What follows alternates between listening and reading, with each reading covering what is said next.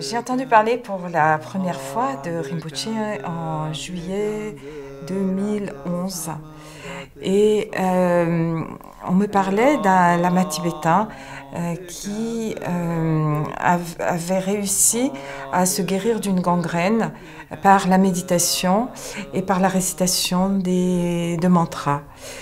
Et on m'avait expliqué aussi que si il avait suivi les recommandations des médecins, il aurait été amputé. Et ça m'a touchée à plusieurs plans parce que dans l'histoire du Tibet aujourd'hui, il y a beaucoup d'amputations. Notamment, j'avais rencontré la première fois que je suis allée dans la colonie tibétaine de Dharamsala, en Inde du Nord, où vit le Dalai Lama, des enfants qui avaient été amputés parce qu'ils avaient traversé l'Himalaya à pied, parce qu'ils avaient eu les pieds, les mains gelés. Donc cette réalité politique de l'amputation, je la connaissais. J'avais vu aussi le centre d'accueil des réfugiés tibétains à Kalu. Couple months put in a present and then these times my hand is in a crop. I don't know, it's English crop, right? Il a été menotté. Yeah, and then we pushed me and then I cannot hold anything and then I fall and my leg is tossed and then after we couple months I cannot see doctors and then I was from study there. Donc pour moi cette histoire de Rinpoché s'inscrit dans la tragédie du Tibet aujourd'hui. Et il y avait en plus une dimension qui était de l'ordre de l'extraordinaire, à savoir qu'il avait été capable de reconstituer les os de son pied qui avait été complètement délité par la gangrène.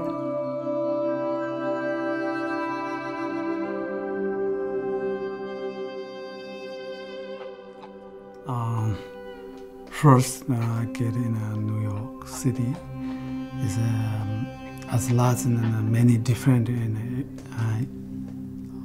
disease and ill, but it's most very difficult for my leg. Is my leg is gangrene, and same times we have diabetes and also tuberculosis. And also thyroid. Then after the doctors and many doctors said we must need you amputate. Otherwise now you below your knees you cut is okay. Otherwise your functions go up. You die, and you must need you amputate. Then I said, please, I don't want to amputate, and you can help others some chance. They said, no, it's 3 months, we change medicines, and so medicine doesn't work, must need you amputate. Then show CD, DVDs, you amputate, there many, they show me you someone amputating artificial leg, they in a sport and runs and climb. It's many. It's you can't do this and you change your life. So you don't worry. So you must need you amputate. And then I said, I don't like to amputate. Really, they said I died. It's died. It doesn't matter. So now you're human beings and natures and born again, die again. So we doesn't matter. So young, old. You have much lifetimes. We Tibetans said we karmas, and you have short left in karmas, and you have you cannot do anything. Then I decided in my mind, I don't want to amputate. I decide. Tout médecin raisonnable, conscient de sa responsabilité, se dit « je n'ai pas les moyens, avec ma médecine, de vous guérir ». Donc le meilleur moyen aujourd'hui, c'est de faire une amputation. Parce que nous n'avons pas les moyens. Les traitements que nous vous donnons aujourd'hui et on constate qu'ils sont impuissants pour vous guérir et que progressivement, vos tissus sont de plus en plus nécrosés et que si on continue, il va y avoir une septicémie, les germes vont gagner votre corps et vous allez mourir. Donc dans ces conditions, tout médecin responsable, et moi le premier, dans ces conditions, avec qui que ce soit, je dis, je suis désolé, on va procéder à une amputation, c'est votre seul moyen de guérir, sinon vous risquez la mort à brève échéance. Donc ce que l'on constate là, à ce moment-là, c'est que Phagad Rinpoche, lui, sait qu'il a des moyens pour influencer les ressources de son corps. Ce qu'il y a aussi, c'est qu'il a non seulement les moyens, mais qu'il a la capacité de les mettre en œuvre. C'est-à-dire qu'il a l'entraînement, encore une fois, j'insiste bien dessus, pour pouvoir mettre en œuvre ses pouvoirs de guérison. Ce que nous, communs des mortels, qui n'avons pas cette pratique, ne pouvons pas faire. Actually, it's really we 2 months and 3 months in the hospitals. Doctor said cannot we need to amputate. But in the first, then I decide I don't want to amputate. But in the after, it's also my student and she's teachers and Robert Thome, his name is Robert Thome. She said, he's gonna go to Dalai Lama's and you want some message. And then I sent, yeah, of course, and I'm really happy to do. And then someone wrote some message Holiness Dalai Lama's. And then Holiness Dalai Lama said, maybe you meditate and you summon with special Tibetans with mantra. And we chanting some mantras and we meditations and healing meditations and we have many kind of meditations. Maybe you don't need to cut your leg and some situations my leg everything and I explain to her and him and this message and then he said this and then more I already decide and then Dalai Lama said this message and I'm really happy and more in my mind very strong decisions I don't want to cut my leg this.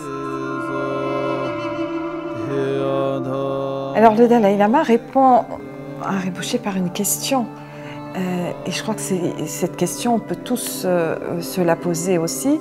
Il lui dit pourquoi cherches-tu la guérison à l'extérieur de toi? Et ça a permis à ce moment-là à Rinpoché de complètement se recentrer justement sur ce qui allait être sa retraite méditative pendant 3 ans, qui était aussi une retraite de guérison. Et pendant 6 mois à l'hôpital, il avait essayé en vain différents traitements. Et comme ces traitements n'aboutissaient pas, on lui disait donc il n'y a pas d'autre solution que l'amputation. Et là, le Dalai Lama lui dit, mais tu as en toi la sagesse qui permet de guérir.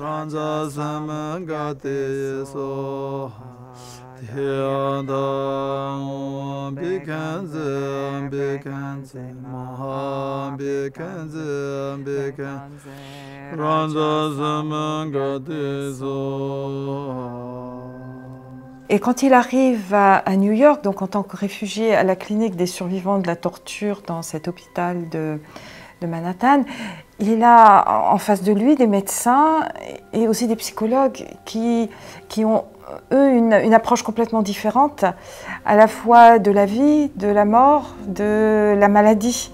Et c'est intéressant de voir ces 2 approches et qui restent pendant toute l'histoire, au fond, qui vont jamais se croiser véritablement. On ne peut pas dire qu'il y ait eu une compréhension de la part des médecins. Et pour Rinpoché, ça reste très étrange, en fait, la façon dont ils ont abordé sa maladie. Et il y a par exemple son entretien, qui était l'entretien d'admission dans cette clinique des survivants de la torture, avec la psychologue, qui, elle, avait ses propres outils de compréhension. Et pour elle, c'était absolument étonnant de voir comment il racontait ces tortures avec un détachement. Avec justement ce lâcher-prise par rapport même à l'expérience, aussi douloureuse soit-elle. Il n'y avait pas de victimisation, il n'y avait aucune plainte.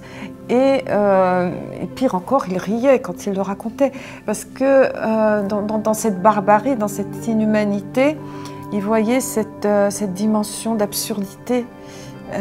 Et il avait complètement pardonné aussi à ceux qui l'avaient torturé. Et ça, c'était absolument incompréhensible, au point que dans le rapport, elle écrit qu'il paraissait stable émotionnellement, mais il avait des réactions surprenantes. Et je pense que cet élément aussi qui va être déclencheur du processus de la guérison, c'est d'être dans cette paix. Sur le dossier médical, qu'est-ce que l'on va constater? On va bien évidemment pas constater la joie, l'ouverture, le sentiment de bien-être, mais on va constater qu'il y a une amélioration sur les radios, qu'il y a plus de nécrose au niveau des différents tissus, qu'il y a une régénération des tissus, que progressivement les paramètres sanguins vont se normaliser et que tous ces éléments sont en train de redevenir à la normale. Donc sur un dossier médical, ce qu'on constate, c'est qu'il y a une normalisation d'éléments qui, au contraire, auparavant, étaient tous dans le rouge. Dans son enseignement, Rinpoché dit toujours que la condition de la paix intérieure, c'est la compassion. Et c'était notamment le pardon vis-à-vis de ceux qui l'avaient torturé pendant 2 mois. Et donc ça, c'est quelque chose qui, je pense, n'a jamais été compris dans cet hôpital. Ensuite, lorsqu'on lui dit mais vous savez, si on ne vous ampute pas sous le genou, on va être ensuite obligé de vous couper toute la jambe. Et si vous continuez de refuser l'amputation, ce n'est pas votre jambe que vous perdrez, c'est la vie. Il est clair que ceci n'est pas conseillé à tout le monde. C'est clair. Je veux dire, on ne demande à personne aujourd'hui d'arrêter son traitement de chimiothérapie, sa radiothérapie, de refuser une amputation.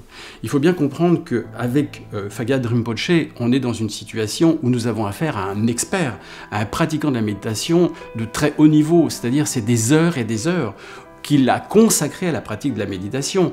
Et donc il est en pouvoir d'appliquer cette méthode pour développer ses ressources en lui-même.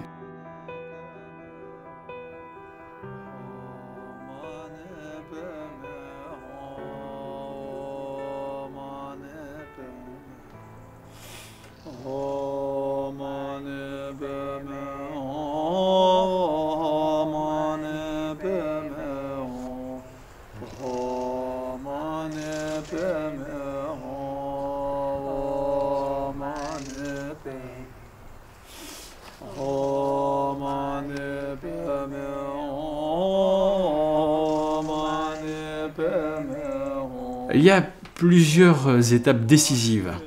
La première étape dans la guérison de Phagad Rinpoche, c'est sa prise de conscience. La prise de conscience qu'il était atteint d'une pathologie grave, qui était incurable. Et là, il y a un revirement spectaculaire, c'est qu'il y a dans cette première phase un lâcher-prise, une acceptation de sa maladie, voire même qu'il puisse en mourir. Alors ça paraît peut-être très important, trop important même, cette acceptation de la mort, mais c'est à partir du moment où il accepte sa maladie qu'il va commencer à pouvoir en guérir. Et ça, c'est cette première étape qui se produit à New York très rapidement quand il est hospitalisé à l'hôpital Bellevue. I became monk in 14 years old. I studied meditation, but it's really serious meditations in New York. And my legs is the problem these times. And every day practice meditate and chanting and this mantra, maybe 14 hours a day. It's every day. After 6 months, it's then you stop and be feelings and they're better and better. But before 6 months, it's the same, but it's not worse. But it's very difficult beginnings. Morning is cleans in my leg, and evening is really bad smells, and hormones and bad smells every day. And someone cleans, but it's the same, not worse. But it's after 6 months, then get it better. Yeah. It's then after 8 months, then I see check against X-ray, we see doctors check. And then the doctor said, what do you take medicines? So there are a lot of questions, what are you doing? What are you really changed you like?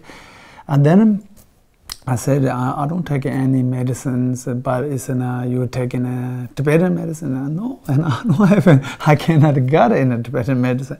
But it's a lot in a question then, but it's yeah, they said it's very nice if we change then your like, and one doctor said you continuous, you meditate, you take care, it's very good.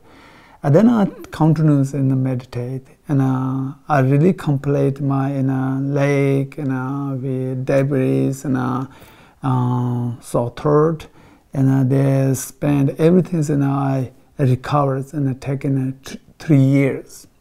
And then after 3 years, and then it's complete, it's normal. Yeah, I walk in normal, and it's eating normal, everything's normal. Si vous voulez, le dossier a permis de voir concrètement l'évolution de la pathologie. C'est-à-dire que j'ai ce dossier à partir du moment où Phagad Rinpoche est hospitalisé à New York et où il va voir les examens jour après jour, les bilans sanguins, les radiographies, qui vont montrer l'aggravation de sa gangrène, également les autres pathologies dont il est atteint, que ce soit une tuberculose osseuse, que ce soit un diabète, et progressivement aussi, à partir du moment où il va quitter l'hôpital et où il va se consacrer à la méditation, l'amélioration progressive sur les radiographies. Donc c'est ça qui est intéressant, c'est que ce dossier dont on dispose montre clairement l'évolution positive, à côté de la clinique où l'on constate bien sûr que progressivement il va y avoir une amélioration, il va retrouver sa capacité à marcher et où il va y avoir une guérison des tissus qui va être visible. Alors ça reste tout à fait exceptionnel. Ça s'inscrit dans une culture, une spiritualité où on reconnaît le pouvoir de l'esprit sur la matière, et cette guérison, elle est exemplaire de ce point de vue. C'est une guérison, c'est pas une rémission, c'est une guérison définitive, complète de sa gangrène. Une gangrène, c'est une infection qui détruit les tissus, qui sont nécrosés, qui meurent. Là, c'est plus du tout le cas, il est guéri, il marche, les tissus sont en place. C'est en cela que c'est une guérison exceptionnelle. Maintenant, il y a dans toute l'histoire des grands maîtres tibétains, des grands méditants, des yogis, des guérisons spectaculaires, et qui sont spectaculaires à nos yeux, mais qui faisaient partie aussi de la vie extrêmement difficile matériellement. Quand certains méditants passaient plusieurs hivers de suite dans des grottes, complètement isolées au creux des montagnes, et où ils n'avaient accès à aucun soin. Ils mangeaient d'ailleurs très peu. Certains pouvaient rester plusieurs mois même avec très peu de nourriture. On raconte toujours l'histoire de Milarepa, ce grand saint et ermite qui se nourrissait avec des orties. Et donc ils étaient confrontés bien sûr à des problèmes de santé, comme nous tous. Et ils savaient les résoudre justement par ces mantras qui travaillent sur le corps d'énergie et qui rentrent en vibration avec ces énergies subtiles. Et il y a derrière toutes ces pratiques, en fait, une science véritable, c'est ce qu'on appelle les sciences internes, par rapport, nous, aux sciences que nous pratiquons, qui sont les sciences de la matière. Donc là, ce sont les sciences de l'esprit et de la méditation. Et c'est ce que Rinpoche a mis en pratique. Et ce que son histoire démontre, c'est le pouvoir de ces connaissances. Et ce qui est intéressant, évidemment, c'est d'envisager la complémentarité entre ces connaissances traditionnelles et nos propres recherches très sophistiquées sur la chimie du corps et sur la maladie.